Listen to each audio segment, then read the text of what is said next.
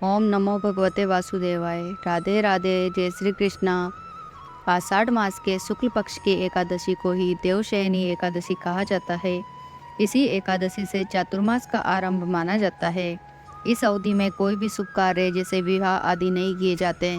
मान्यता है कि इस दिन से भगवान श्री हरि विष्णु क्षीर सागर में शयन करते हैं और फिर 4 माह बाद उन्हें उठाया जाता है। उस दिन को देवोत्थान एकादशी कहा जाता है। इस बीच के अंतराल को ही चातुर्मास कहा गया है। देवशयनी एकादशी को महा एकादशी, थोली एकादशी, हरि देवशयनी, पद्मनाभा तथा प्रबोधनी एकादशी भी कहा जाता है। देवशयनी एकादशी पौराणिक व्रत कथा। धर्मराज युधिष्ठिर ने कहा, हे केशव, आषाढ़ शुक्ल एकादशी का क्या नाम है? इस व्रत को करने की क्या विधि है और किस देवता का पूजन किया जाता है? श्री कृष्ण कहने लगे कि हे युधिष्ठिर, जिस कथा को ब्रह्मा जी ने नारद जी से कहा था वही मैं तुमसे कहता हूँ। एक समय नारद जी ने ब्रह्मा जी से यही प्रश्न किया था।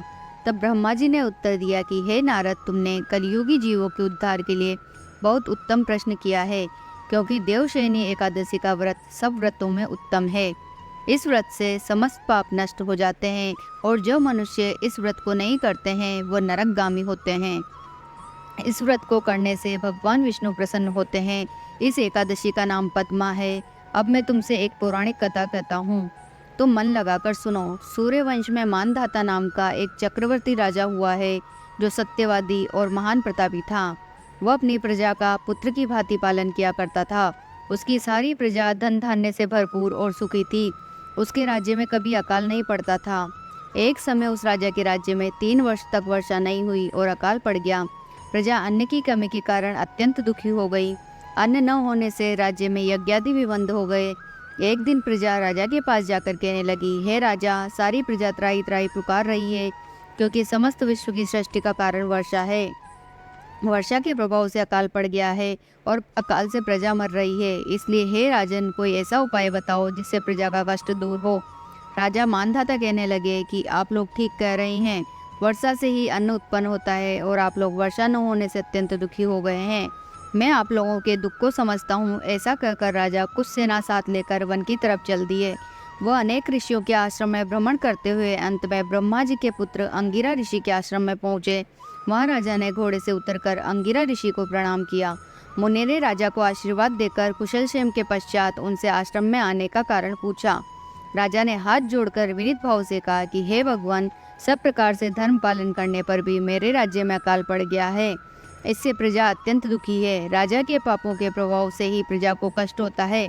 ऐसा शास्त्रों में कहा गया है। जब मैं धर्मानुसार राज्य करता हूँ तो मेरे राज्य में अकाल कैसे पड़ गया, इसके कारण का पता मुझको अभी तक नहीं चल सका। अब मैं आपके पास इसी संदेह को निवृत्त करने के लिए आया हूँ। कृपा करके मेरे इस संदेह को दूर कीजिए। साथ ही प्रजा के कष्ट को दूर करने का कोई उपाय बताइए। इतनी बात सुनकर ऋषि कहने लगे, हे राजन, यह सतयुग सब युगों में उत्तम है। इसमें धर्म को चारों चरण सम्मिलित है, अर्थात इस युग में धर्म की सबसे अधिक उन्नति है। लोग ब्रह्मा की उपासना करते हैं और केवल ब्राह्मणों को ही वेद पढ़ने का अधिकार है। ब्राह्मण ही तपस्या करने का अधिकार रख सकते हैं, परंतु आपके राज्य में एक शूद्र तपस्या कर रहा है। इसी दोष के कारण आपके राज्य में वर्षा नहीं हो रही है। इसलिए यदि आप प्रजा का भला चाहते हो तो उस शूद्र का वध कर दो। इस पर राजा कहने लगा कि हे महाराज, मैं उस निरपराध तपस्या करने वाले शूद्र को किस तरह मार सकता हूँ? आप इस दोष से छूटने का कोई दूसरा उपाय बताइए। तब ऋषि कहने लगे कि हे राजन, यदि तुम अन्य उपाय जानना चाहते हो तो सुनो। आषाढ़ मास के शुक्ल पक्ष की पद्मा नाम की एकादशी का विधि पूर्वक व्रत करो। व्रत के प्रभाव से तुम्हारे राज्य में वर्षा होगी और प्रजा सुख प्राप्त करेगी, क्योंकि इस एकादशी का व्रत सब सिद्धियों को देने वाला है और समस्त उपद्रवों का नाश करने वाला है। इस एकादशी का व्रत तुम प्रजा, सेवक तथा मंत्रियों सहित करो। मुनि के इस वचन को सुनकर राजा अपने नगर को वापस आया और उसने विधि पूर्वक पद्मा एकादशी का व्रत किया।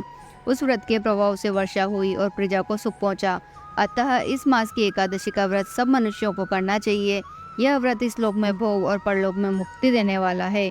इस कथा को पढ़ने और सुनने से मनुष्य के समस्त पाप नष्ट हो जाते हैं। जय श्री हरि। राधे राधे।